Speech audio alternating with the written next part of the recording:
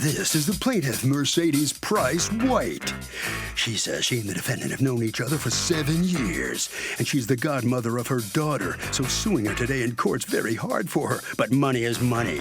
The defendant owes her for a phone she got her. She refuses to pay. The woman had her arrested for crying out loud. She spent 2 horrible nights in jail, and she's here in the name of justice suing her for the $5,242.23 she's owed, plus pain and suffering.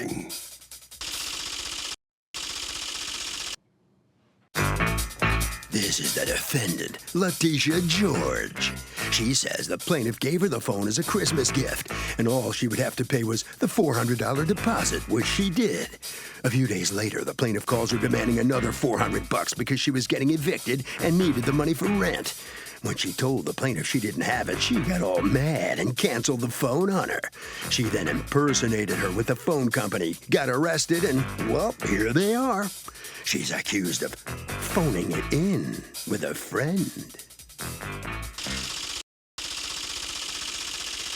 The defendant has filed a countersuit for vandalism, defamation, and slander for $2,375. All parties, please raise your right hand. Welcome back to the People's Court. Next case on the docket. The plaintiff is suing the godmother of her daughter because she owes her for a phone and then had the nerve to turn around and get her arrested. But the defendant says the plaintiff got busted for fake calls to the phone company. It's the case of you put the cell in cellular. Thank you, Douglas. You're welcome, Okay, Mercedes Price White, you are suing Letitia George for $5,242.23 that you say she owes you for canceling an AT&T contract and pain and suffering. You have a counterclaim against her for $2,375 for harassment, defamation, slander, and window breaking. All right, let me start with you. How long have you two known each other? 7, 8 years. Okay, and you are the godmother to one of her children? Yes, and she is the godmother to one of your children? Correct. Well, all 4. I have 4 boys. All 4? Yes. Okay. What happened? Well, it was December 30th. She kept pressing me. She was Pressing you for what? to get a phone for her in my name because she couldn't in her own. Okay. So I was going to get one. She was going to get one. Wait a minute. Couldn't you just get her a phone and not get a new one for you? Oh, no, I was going to get me one, too, if I was getting a phone. Okay. And in fact, when you go to the AT&T store, it was more than 2 phones. What was it that happened? They also had a promotion for some tablets. Now, it was Christmas, and my sons asked me for tablets personally. Okay. They were only $1 down. So I would get 2 tablets for $2 down, and I would pay $20 a month, with internet included. How much was she supposed to pay monthly? $85. It was $85. Which was going to include the financing of the rest of the phone plus her bill? Plus her bill. All right. Now, what went wrong? She and my brother had been having an affair. So the agreement was for her to leave her husband, him to leave his girlfriend. She left her husband, but he didn't leave his kid's mother. So with that came rage. I mean, But why rage against you? You don't have anything to do with it. not just me, his girlfriend, him, several people in the family. But explain to me how their breakup would have anything to do with her not wanting a phone anymore. No, she still wanted the phone. I didn't want her to have the phone anymore. I wanted her to return the phone within the 14 days, get it out my name because I'm not dealing with you anymore. Okay, but why? Did you two have an argument about your brother? Yeah, about my brother. Okay, so you two have an argument once that happened with your brother, and then you didn't want her on your line because you wanted rid of her. Okay, yes. So you wanted her to return it? Yes. And what happened? So she wouldn't answer me. She just refused. Did you return the tablets? No, I had kept the tablets because they were for my children. They were a Christmas gift, so I couldn't get them away from it. But that's part of what AT&T is suing you for now, the tablets. Yes. Except for you're suing for the entire AT&T bill, like she should pay it, even though we know that 2 tablets went to your kids. It's a time thing. If she would have just done it in those 14 days, like me, it wouldn't have been no problem. You tell me what your version is of how this phone deal got canceled.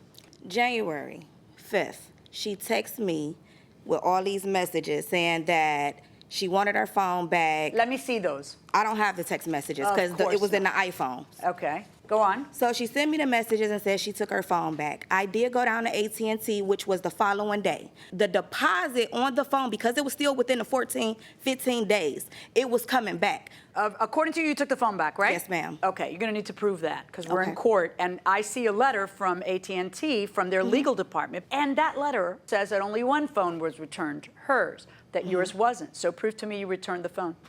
Well, I took it to AT&T store down in the besides your store flapping gums, prove to me you returned the phone. You have nothing. Yeah. Okay, because they would give you a receipt if you'd returned the phone. Let's get to the next layer. What do you think went wrong? What about this whole affair thing with the brother? What's going on there? First off, her brother is still in jail. No, we are not together, but yes, we still talk. We still conversate. I still go visit him. Me and him never stopped talking at all. Oh, were you dating him? No, we was never dating, but we was talking. That's my friend. Yes. Dating, no. So why do you think she brought that up?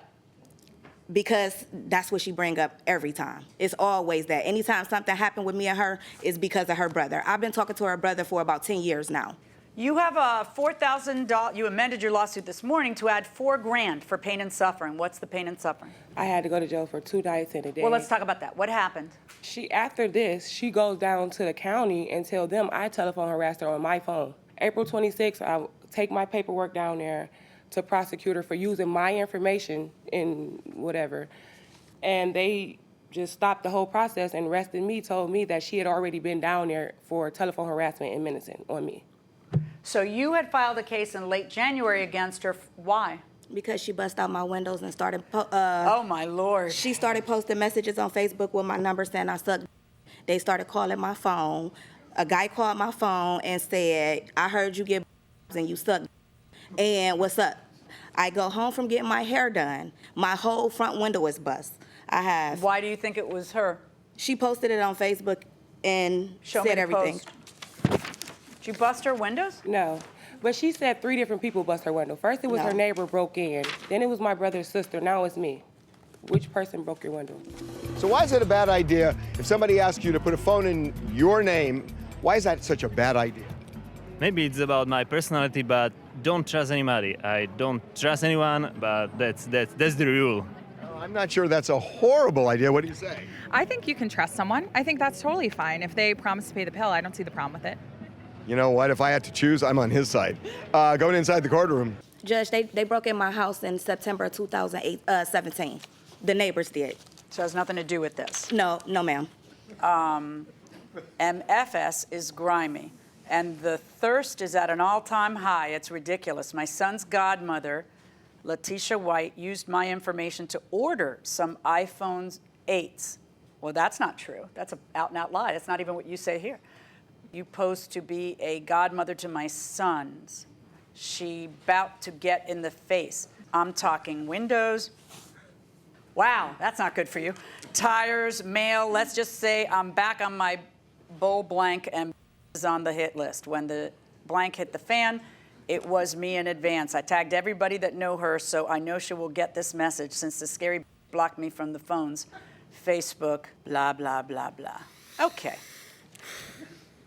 But I didn't do that, Your Honor. Oh, okay. So you just threatened to bust her windows. But tires, too. Why didn't I do the tires or whatever else? I don't know, maybe you only got through the window. So you threatened to do the windows get done, and that's what you got charged with menacing? Was it that? Attempted menacing. And I didn't get a charge with it. I pled to it because I didn't have time to keep seeing her face nor going paying $5 to go downtown. Okay. All right, so you have a counterclaim against her for $375 for the cost of window repair, and I've seen the receipt. And the other $1,000 is for defamation, harassment, and slander.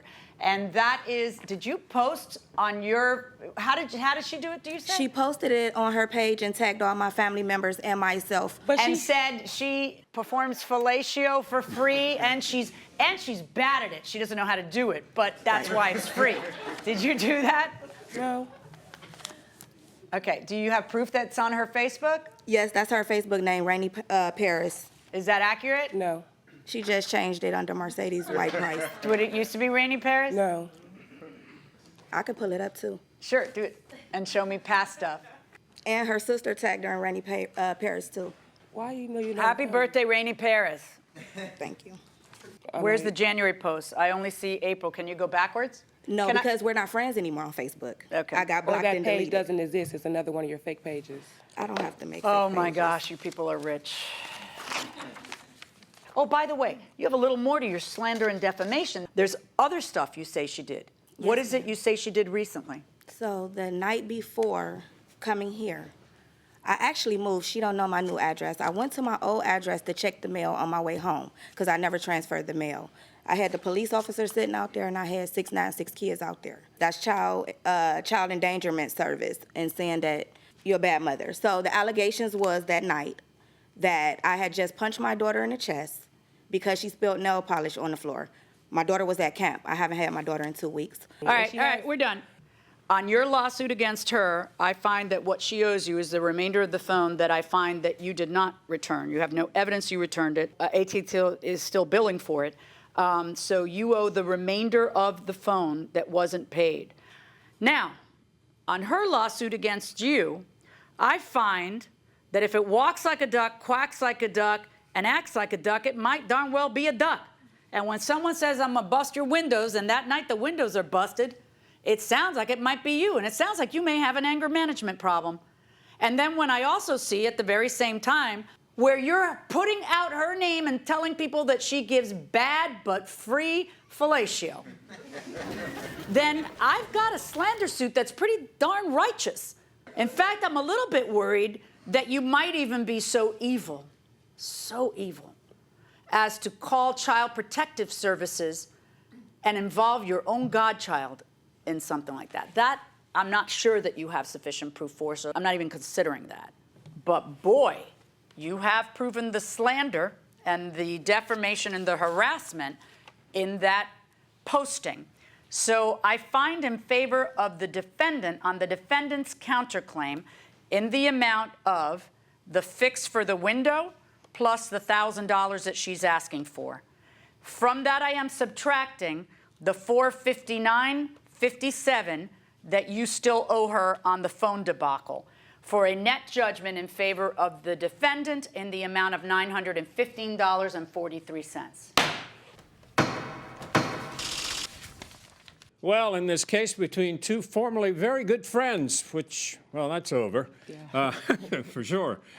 You're going to have to end up getting her the money for the defamation that she says you are guilty of. So what do you think?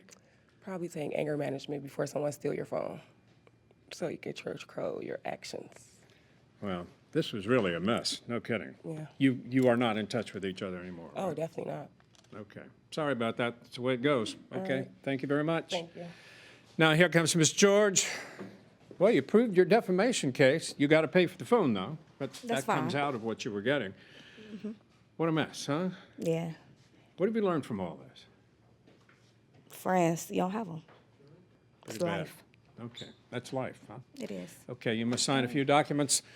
As she says, Harvey, that's life. You know, everybody thinks that social media is a sue-free zone. That is not true. You can absolutely be sued for defamation if you defame somebody on social media.